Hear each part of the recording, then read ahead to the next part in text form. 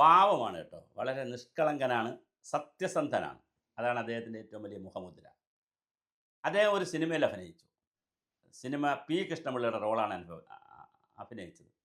P. Krishnapillai എന്ന് പറഞ്ഞാൽ കേരളത്തിലെ സാത്വികനായ കമ്മ്യൂണിസ്റ്റുകാരനാണ്. അങ്ങനെയുള്ളവരില്ല. വളരെ വിരലിലെണ്ണാവുന്ന ആളുകളേ ഉള്ളൂ സാത്വികരായ കമ്മ്യൂണിസ്റ്റുകാർ. ബാക്കിയെല്ലാം ഉഡായിപ്പാണ്.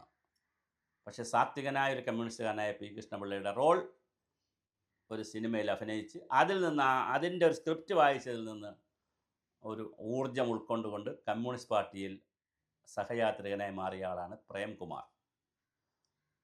അദ്ദേഹം നിരന്തരം ലേഖനങ്ങളൊക്കെ എഴുതി, ഇടതുപക്ഷത്തിന് അനുകൂലമായ ചില ലേഖനങ്ങളൊക്കെ എഴുതിയപ്പോൾ ഇത് ശ്രദ്ധയിൽപ്പെട്ട കോടിയേരി ബാലകൃഷ്ണൻ അദ്ദേഹത്തെ വിളിച്ച് പറഞ്ഞു, മിസ്റ്റർ പ്രേംകുമാറിനെ കാണണമെന്ന് പറഞ്ഞു. കോടിയേരി ബാലകൃഷ്ണൻ അന്ന് പാർട്ടി സെക്രട്ടറിയാണ്. കാണണമെന്ന് പറഞ്ഞു. അങ്ങനെ കോടിയേരി ബാലകൃഷ്ണൻ്റെ ഒരു സഹായത്തോടു കൂടിയാണ് അദ്ദേഹത്തിനെ ചലച്ചിത്ര അക്കാദമി അംഗമാക്കുന്നത്, വൈസ് ചെയർമാനാക്കുന്നത്.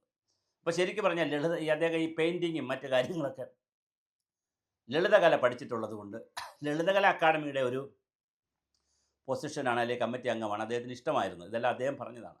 പക്ഷേ അദ്ദേഹത്തെ പഠിച്ചു ചലച്ചിത്ര അക്കാദമിയുടെ. പക്ഷേ നടനല്ലേ എന്നുള്ള നിലയിൽ അദ്ദേഹം ആക്കിയപ്പോൾ അദ്ദേഹം സന്തോഷത്തോടെ ഇരുന്നു. അതിനുശേഷം രഞ്ജിത്തിൻ്റെ പെണ്ണുപിടി കേസ് വന്ന് ചെയർമാനായിരുന്ന രഞ്ജിത്ത്, പഴയ SFIക്കാരനായിരുന്ന, എല്ലാവരെയും വെല്ലുവിളിക്കുന്ന മീറ്റിംഗ്, ഈ എന്താണ് പിന്നെ ചലച്ചിത്ര മേളയിൽ തന്നെ ആളുകളെ വെല്ലുവിളിക്കുന്ന, ഞാൻ പഴയ ഇതാണെന്നൊക്കെ പറഞ്ഞ് വെല്ലുവിളിക്കുന്ന രഞ്ജിത്തിന് സ്ത്രീകളുടെ കേസിൽ അദ്ദേഹത്തെ പുറത്തായി. ആ സമയത്താണ് വൈസ് ചെയർമാനായിരുന്ന പ്രേംകുമാറിന് ഇൻചാർജ് കിട്ടുന്നത്. ആ സമയത്ത് നടന്ന ആശാ വർക്കേഴ്സിൻ്റെ സമരത്തിന് ഒരു ഐക്യദാർഢ്യം പ്രഖ്യാപിച്ചു. അപ്പോൾ ഒരു വരേണ്യവർഗമുണ്ട് ചലച്ചിത്ര അക്കാദമിയിലൊക്കെ, ഒരു വലിയ വരേണ്യവർഗമുണ്ട്. അതിൽ ജാതിയുണ്ട്. നമ്മളിപ്പോൾ ജാതി പറയുമ്പോൾ ജാതിയുണ്ട്. മാത്രമല്ല വ്യക്തിപൂജയുണ്ട്. ഇപ്പോൾ രഞ്ജിത്തിരിക്കുന്ന സ്ഥലത്ത് കയറി പ്രേംകുമാർ ഇരിക്കാൻ പാടുണ്ടോ? അവിടെ പിന്നെ കുറച്ചുകൂടെ രഞ്ജിത്തിനേക്കാൾ കൂടിയ ആളല്ലേ ഇരിക്കാൻ പാടുള്ളൂ. അങ്ങനെ ഒരു ബിംബമൊന്നും അല്ലല്ലോ പ്രേംകുമാർ വളരെ സാധാരണ ഒരു നടനല്ലേ. അന്ന് തന്നെ അദ്ദേഹം ആയപ്പോൾ തന്നെ അസൂയ തുടങ്ങി. അദ്ദേഹത്തെ എങ്ങനെയെങ്കിലും പുറത്താക്കണമെന്ന് പറഞ്ഞിട്ട് നിന്നപ്പോഴാണ് അദ്ദേഹം പെട്ടെന്ന് ആശാ വർക്കേഴ്സിൻ്റെ സമരത്തിനോട് ഒരു ഐക്യദാർഢ്യം പ്രഖ്യാപിച്ചത്. അതെന്ത് കാര്യം? മന്ത്രി വിളിച്ചെന്ന് പറഞ്ഞാൽ പോലെ നിങ്ങളാ ചെയ്ത് ശരിയായില്ല, ഭരണകക്ഷിയുടെ ഭാഗമായിട്ടിരിക്കുമ്പോൾ നിങ്ങളങ്ങനെ ചെയ്തത് തെറ്റായിപ്പോയി എന്ന് പറഞ്ഞാൽ തീരാവുന്നുള്ള കാര്യമല്ലേ. പകരം അദ്ദേഹത്തെ മാറ്റിയതാകട്ടെ അദ്ദേഹത്തിനോട് പറഞ്ഞുമില്ല. പുതിയ ആളിനെ വയ്ക്കുന്നതും അദ്ദേഹത്തിനോട് പറഞ്ഞില്ല. പുതിയ ചലച്ചിത്ര അക്കാദമി ചെയർമാനെ വയ്ക്കുന്ന കാര്യവും അദ്ദേഹത്തിനോട് പറയുന്നില്ല, മാറ്റിയ കാര്യവും പറയുന്നില്ല. പുതിയ ആൾ വന്ന് ചാർജ് എടുത്തു എന്ന് പത്രത്തിലും TV-യിലൂടെയാണ് പ്രേംകുമാർ അറിയുന്നത്. എത്ര അപഹാസ്യതനാണ് ആക്കിയത് ഒരു മനുഷ്യന്.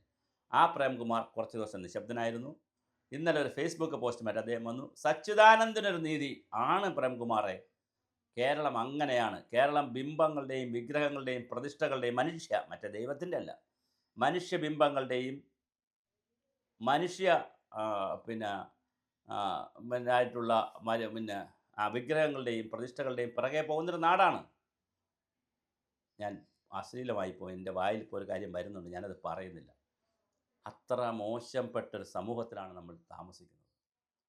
സച്ചിദാനന്ദൻ പറഞ്ഞാൽ സച്ചിദാനന്ദൻ്റെ വീട്ടിൽ പോയി പറയാനും, അയ്യോ അച്ഛാ പോവല്ലേ, അയ്യോ അച്ഛാ കരയല്ലേ, അങ്ങനെയൊന്നും പറയല്ലേ എന്ന് പറയാൻ CPM-ൻ്റെ ജില്ലാ സെക്രട്ടറി അബ്ദുൽ ഖാദർ പോകും, അശോകൻ ചരുവിൽ പോവും, പിന്നെ വേറെ MA ബേബി ആണെങ്കിൽ പോവും, ആരും പോകും. കാരണം സച്ചിദാനന്ദൻ പറഞ്ഞു പോയാൽ ബാക്കി ഒരുപാട് ആളുകൾ കൂടെ പറയാനുണ്ടാവും. സാറാ ജോസഫ് പറഞ്ഞു, വേറെ ആളുകൾ തുടർന്ന് ദിവസങ്ങളിൽ പറയും, പ്രശ്നമാകും, വോട്ട് കുറയും. അതിനേക്കാൾ സച്ചിദാനന്ദനെ അങ്ങ് മെരുക്കുന്നതല്ലേ എന്നുള്ളത് പോയി ഭീഷണിപ്പെടുത്തി.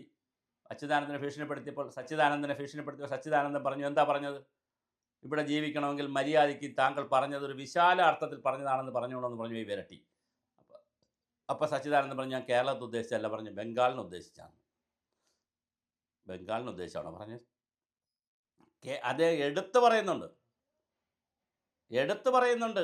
തുടർച്ചയായി അധികാരത്തിൽ വന്നാൽ അഴിമതിയാവും, ദുഷിക്കും. കമ്മ്യൂണിസ്റ്റ് പാർട്ടി വന്നാൽ കമ്മ്യൂണിസ്റ്റ് പാർട്ടിയിൽ വീണ്ടും അധികാരത്തിലുള്ള കമ്മ്യൂണിസം ഇല്ലാതാവും എന്നും പറയുന്നുണ്ട്. കമ്മ്യൂണിസ്റ്റ് പാർട്ടി ഉള്ളത് ഇവിടെ മാത്രമല്ലേ ഉള്ളൂ, ഇന്ത്യയിൽ. അപ്പോൾ പിന്നെ കേരളത്തെക്കുറിച്ച് തന്നെ അല്ലേ സച്ചിദാനന്ദൻ പറഞ്ഞത്? ആ സച്ചിദാനന്ദനെ പറഞ്ഞതിനെ വിഴുങ്ങിപ്പിച്ച് പോയി കാല് തടവി എണ്ണയിട്ട് കുളിപ്പിച്ച് സുന്ദരനാക്കി എടുത്തു. ഇപ്പുറത്ത് ചെയ്യാത്ത തെറ്റിന് പ്രേംകുമാറിനെ പുറത്താക്കി. പ്രേംകുമാർ ഇപ്പോൾ പല പാർട്ടികളും പ്രേംകുമാറിനെ, BJP അടക്കമുള്ള പാർട്ടികൾ പ്രേംകുമാറിനെ സമീപിച്ചു എന്നൊക്കെയാണ് പലരും. പക്ഷേ പ്രേംകുമാർ കോൺഗ്രസ്സിലേക്ക് പോകാനുള്ള എല്ലാ സാധ്യതയുമുണ്ട്. ഇനി വട്ടിയൂർക്കാവിൽ മുരളീധരൻ മത്സരിച്ചില്ലെങ്കിൽ പ്രേംകുമാർ അങ്ങനെ സ്ഥാനാർത്ഥിയാവുമോ?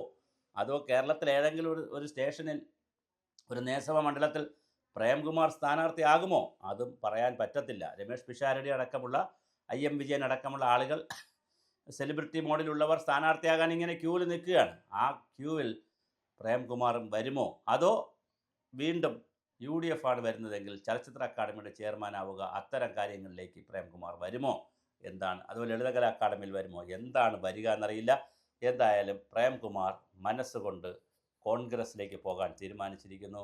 അപ്പോൾ ഒരുപാട് വിസ്മയങ്ങൾ, ഹസ്കർ അടക്കമുള്ള ആളുകൾ RSP പോയതുൾപ്പെടെയുള്ള ഒരുപാട് വിസ്മയങ്ങൾ കേരളത്തിൽ സംഭവിച്ചുകൊണ്ടിരിക്കുന്നു. അങ്ങനെ സതീശൻ്റെ ജാഥ, പുതുയുഗ ജാഥ അല്ലെങ്കിൽ യാത്ര തിരുവനന്തപുരത്ത് എത്തുമ്പോൾ വിസ്മയങ്ങളുടെ എണ്ണം കൂടുമോ? ആ വിസ്മയങ്ങളുടെ എണ്ണത്തിൽ പ്രേംകുമാർ വിസ്മയം തീർക്കുമോ? പ്രേംകുമാർ കോൺഗ്രസിൽ ചേരുമോ എന്നുള്ളതാണ് ചോദ്യം. അപ്പോഴും പ്രേംകുമാർ മനസ്സിലാക്കിയിരിക്കുന്നത്, പ്രേംകുമാറെ നിങ്ങളുടെ സുഹൃത്തായിട്ടുള്ള മണിയമ്പിള്ള രാജു മദ്യപിച്ച് വണ്ടി ഓടിച്ചാൽ ഇവിടെ ആരും ചോദിക്കാനില്ല, പറയുകയില്ല. അത് മണിയമ്പിള്ള രാജുവിന് അങ്ങനെ ചെയ്യാം. രാത്രി ആക്സിഡൻറ്റ് നടന്നിട്ട് രാവിലെ പോയി സ്റ്റേഷനിൽ പറഞ്ഞാൽ മതി. 12 മണിക്കൂർ കഴിയുമ്പോൾ മദ്യപിച്ചിട്ടുണ്ടെങ്കിൽ അതിൻ്റെ കെട്ടുവിടുമല്ലോ. അതിനുശേഷം സ്റ്റേഷനിൽ പോയാൽ മതി. അങ്ങോട്ട് വിളിച്ച് ഞാൻ ദാ വരുന്നു എന്ന് പറഞ്ഞ കാര്യം. ടൂറിസ്റ്റ് സെൻറ്ററിലാണല്ലോ ചെല്ലേണ്ടത്. ചെയ്തത് ആക്സിഡൻ്റ് ആണല്ലോ, പറ്റിയത് ആക്സിഡൻ്റ് ആണല്ലോ. എന്നാലും അങ്ങനെ ചെയ്യാൻ പറ്റും. അപ്പോൾ സച്ചിദാനന്ദൻ അങ്ങനെ ചെയ്യാൻ പറ്റും. മണിയമ്പിള്ള രാജുവിന് ഇങ്ങനത്തെ ഒരു നീതി, പ്രേംകുമാറിന് മറ്റൊരു നീതി. ഇത് സത്യമാണ് പ്രേംകുമാറെ. പക്ഷേ പ്രേംകുമാർ ഇതൊക്കെ മനസ്സിലാക്കാൻ ഇത്രയും വർഷമെടുത്തു എന്നുള്ളതാണ് താങ്കളുടെ നിഷ്കളങ്കത. താങ്കളുടെ ഒരു എന്താണ് ഒരു പാവത്വം എന്ന് ഞാൻ പറയും. താങ്കൾ പാവമായി പോയത് ഇത്രയും വർഷമെടുത്തു. കേരളത്തിൽ ഇങ്ങനെയാണ് കേരളമെന്ന്. ഇനിയും ഒരുപാട് പ്രേംകുമാർമാരുടെ കേരളത്തിൽ അടിമപ്പണി ചെയ്യുന്നവരുണ്ട്.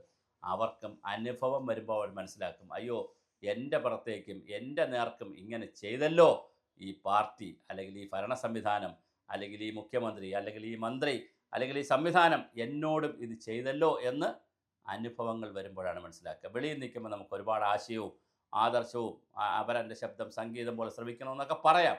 പക്ഷേ ഒരു വളരെ കൃത്യമായ സെമറ്റിക് മതങ്ങളാണ് സ്ട്രിക്റ്റായിട്ട് പോകുന്നത്. അതിനേക്കാൾ കൂടെ നിന്നാൽ കൊല്ലും, സ്നേഹിച്ചു കൊല്ലും, പുറത്ത് പോയാൽ എതിർത്ത് കൊല്ലും. എങ്ങനെയായാലും കൊല്ലൽ ഉണ്ട് പ്രേംകുമാറെ. ഇത് പ്രേംകുമാർ പഠിച്ച് മനസ്സിലാക്കിയത് വളരെ നന്നായി. താങ്കളിപ്പോൾ പ്രതികരിക്കാതിരുന്നെങ്കിൽ ഒരുപക്ഷെ കേരള സമൂഹം വീണ്ടും ഇതെല്ലാം ശരിയെന്ന് പറഞ്ഞു പോയേനെ. ഇവിടെ ചർച്ചകൾ നടക്കണം പ്രേംകുമാറെ. അതുകൊണ്ട് അങ്ങ് ഇപ്പോൾ എടുത്തിരിക്കുന്ന ഫേസ്ബുക്ക് പോസ്റ്റും പത്ര ബൈറ്റ് കൊടുത്തതുമെല്ലാം, അല്ലെങ്കിൽ ചാനൽ ബൈറ്റ് കൊടുത്തതുമെല്ലാം കറക്റ്റാണ്. ഇനിയും താങ്കൾ ശക്തനായി മുന്നോട്ട് വരണം. ഈ വരേണ്യവർഗത്തിന് മാത്രമുള്ള നീതിയും മറ്റുള്ളവർക്കുള്ള അനീതിയും ചെറുക്കുന്ന, അല്ലെങ്കിൽ അതിനെ ചോദ്യം ചെയ്യുന്ന ഒരു സമൂഹമായി വരിക. താങ്കൾ കോൺഗ്രസിലേക്ക് പോവുകയാണെങ്കിൽ അതാണ് കുറച്ചുകൂടി സ്പേസ് ഉള്ളൊരു സ്ഥലമെന്ന് തോന്നുന്നു. അത് നടക്കട്ടെ. എന്തായാലും വരും ദിവസങ്ങളിൽ കൂടുതൽ വിസ്മയങ്ങൾ നമുക്ക് കാണാം.